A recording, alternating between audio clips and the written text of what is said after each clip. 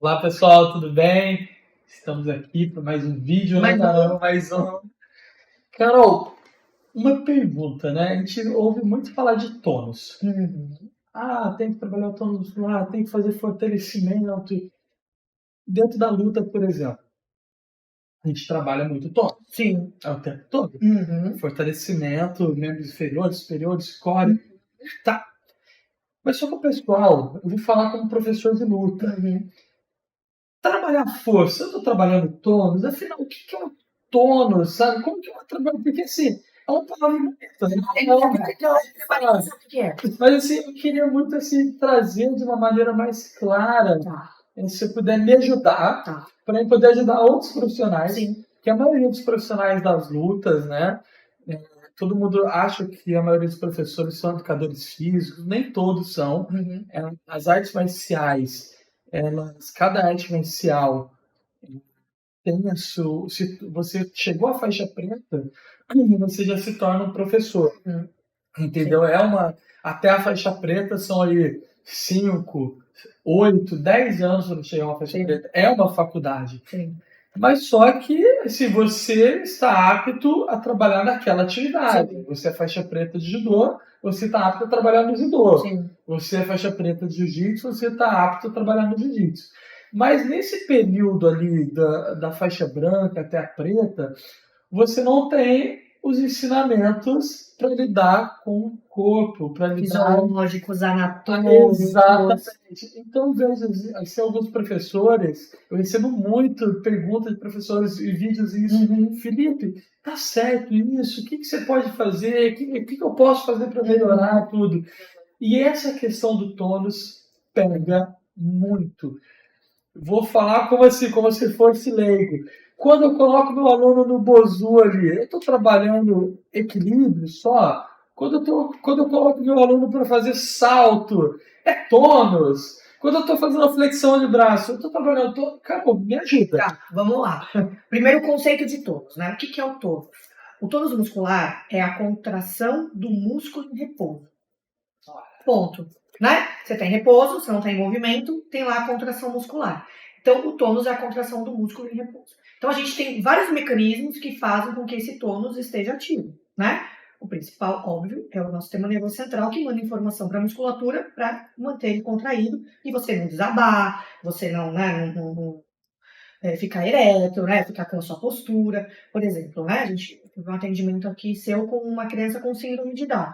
A síndrome de Down, por exemplo, a característica principal dela é a hipotonia muscular. Sim. Ela já nasce hipotônica, ela fica hipotônica, ela pode melhorar o tônus, mas ainda tem um pouco de hipotonia muscular, né? Então, só que assim, o menino é forte. Exato. Mas como que pode? Ele não ter tônus e ele é Isso forte. é forte. Por quê? O tônus é a musculatura em repouso, a contração da musculatura em repouso.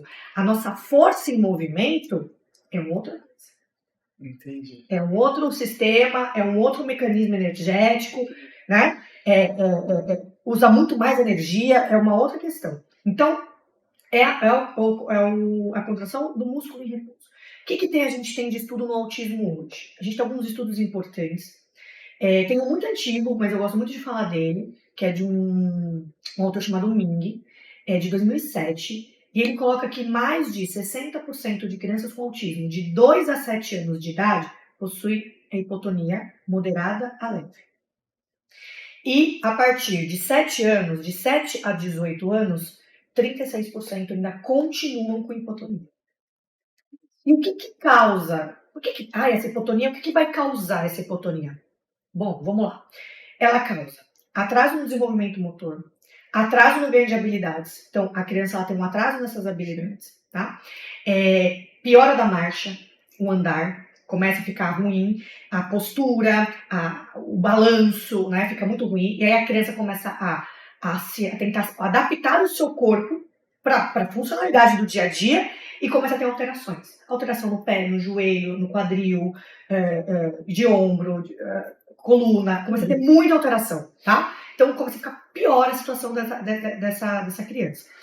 E a gente tem um outro estudo que saiu agora, recentemente, em 2021, de um autor chamado Espejo, ele é um médico chileno, E ele traz um número de 34,4% de crianças com autismo de menos de 6 anos com hipotonia generalizada. Eita, eu não Do fio de sabia. cabelo ao dedão do pé. Então, assim, tudo. E aí, aquela questão. Se a criança tem uma hipotonia muito generalizada, provavelmente, normalmente, eles fazem essa correlação, essa criança tem dificuldade de fala.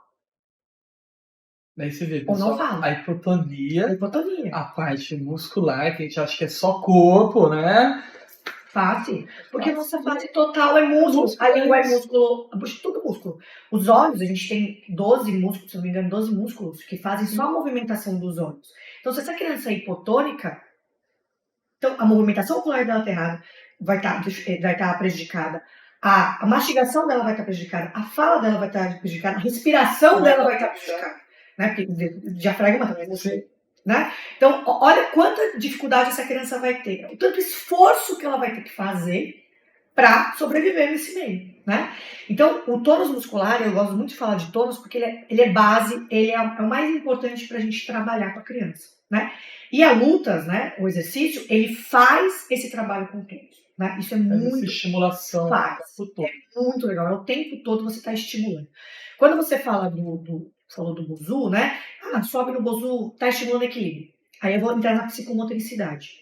Dentro da psicomotricidade, a gente tem um autor chamado Luria, e ele fala sobre as unidades funcionais de Luria. Ele tem 3 unidades funcionais. A primeira unidade funcional é a unidade funcional do tônus e equilíbrio, que está lá dentro do sistema nervoso central, cerebelo, na região do cerebelo, e do tronco encefálico. É onde que eles funcionam ali, né? Que tem mais ativação deles ali. E olha que interessante. Então, vamos lá. Temos tônus e equilíbrio. Está lá no sistema nervoso central, cerebelo e tronco encefálico. E qual é a função disso tudo? Atenção, alerta e vigília. Isso, porque... Então, peraí, o que eu estou falando aqui? Então, se a criança tem baixo tônus, ela tem baixo alerta, ela tem baixa atenção, ela tem baixa sistema de vigília? Tem. Quando a gente começa a trabalhar tônus, linka outra. Linka. É isso que eu falo, sair da caixinha. Da zona de conforto. Vamos sair da zona de conforto. Achar que é o que está trabalhando ali, tô fazendo um abdominal aqui. Estou trabalhando só fortalecimento de core.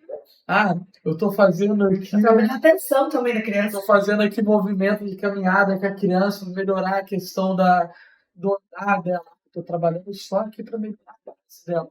Não, vamos sair da caixinha. Tem que sair da caixinha. Muito mais. E assim, vamos sair um pouquinho do autismo. Estudos de TDAH. TDAH, a base dele é, né, o do DA, né, do TA, que é o transtorno de atenção, né, que a base é a atenção. Quando você vai aplicar testes motores nessas crianças, o que dá ruim? Equilíbrio. É o equilíbrio. É o que dá ruim. Então, assim, a gente sabe que crianças com autismo, mais de 83% tem atraso, tem deficiência motora, mais de 86% tem transtorno de coordenação motora, que está lá no DSM, só que a gente não tem tantos diagnósticos. Acho que você até fez uma postagem falando sobre transtorno motor. Sim, de coordenação motora. Vale muito a pena, eu vi essa postagem, vale muito, até salva.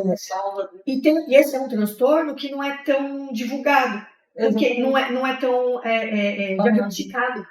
Porque ninguém faz uma triagem, um rastreio para enviar para o neuropediatra, né, e falar, olha, a gente está achando que tem uma hipótese aqui de transtorno de coordenação. Então, isso a gente tem que mudar também. Né? Isso, e aí eu te faço uma pergunta. Essa avaliação, quem que faz? Podemos fazer. O terapeuta, o educador físico. De educação física, as pessoas da área motora, né? Tem uma avaliação, que é um teste, né? Que ele chama DCDQ. Sim. O DCDQ é um teste de triagem para transtorno de coordenação. Então, você consegue triar se aquela criança está com sinais de transtorno de coordenação, encaminhar para o neuropediatra ou, né, quem for fazer o atendimento, né, o responsável, médico responsável, para poder o quê? Analisar e fazer o diagnóstico. Porque isso ajuda muito, né? A gente tem um entendimento melhor, a gente tem um foco melhor no trabalho. Então, assim, só voltando para o tônus. Então, olha o que o tônus faz. Faz muita coisa, né? Ele prejudica. Se não tiver um tônus bacana, não tô falando pra ficar tanquinho, pelo amor de Deus, não tô falando isso, né? Mas se ficar, tá tudo bem, né? A gente perde, a gente tá de boa. O que eu acho legal, que eu até vi que teve um lutador há muito tempo atrás que ele quebrou isso no meio da luta, que era lutador forte é quem tem o tanquinho. Cara, esse cara, Fedor Emelianenko, ele foi o cara que ele provou que não precisava ser trincado para ser forte. E ele tinha um core altamente assim, forte, mas só que não era trincado, ele era barrigudinho. Só que, cara, assim, com mas como que você sabe que o cara tinha um core forte? Bastava ver ele lutando, bastava ver o que ele fazia, a base dele, tudo. O core dele era extremamente, mas não era trincado. E essa questão que você falou do core é super importante. Hoje, vários estudos e várias linhas, né, de intervenção mundial, principalmente dentro da fisioterapia, eles estão falando do core, do trabalho do core no autismo. Esta região sendo trabalhada no TEA. Por quê? Ela é a base, ela é o eixo. É o eixo, gente. É o eixo. Então, assim, né, muita gente pergunta, por exemplo, da ponta de pé. Ponta de pé é a pergunta que mais. É top 1. Top 1. Ponta de pé, fala. Você tem os top 5. Tem os top 5. Tem os top 5. A diferença entre psicomotricidade também tem. Top 5. Tem top 5. E aí, por exemplo, ponta de pé, né? Só sensorial. Nem sempre é sensorial a ponta de pé.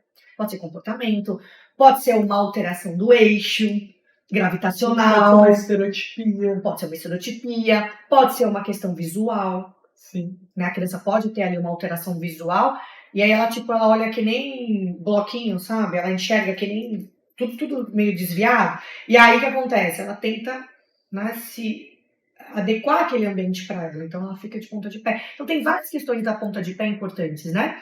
E uma delas é esse controle de trompa, esse controle postural que precisa ter, que muitos não têm por conta do tênis.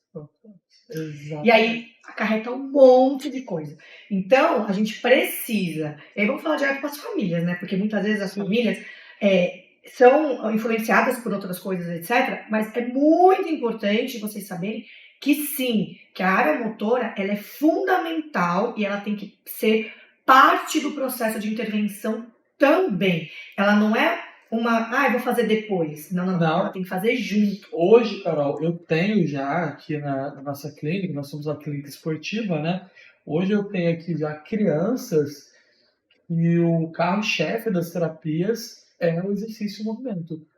Então, assim, geralmente eles sempre têm um pilar principal e cada criança o pilar principal é um. Tem criança que o pilar principal do tratamento é a fono e o resto gira em torno. Sim. Tem criança que o pilar principal é a psicóloga. Sim.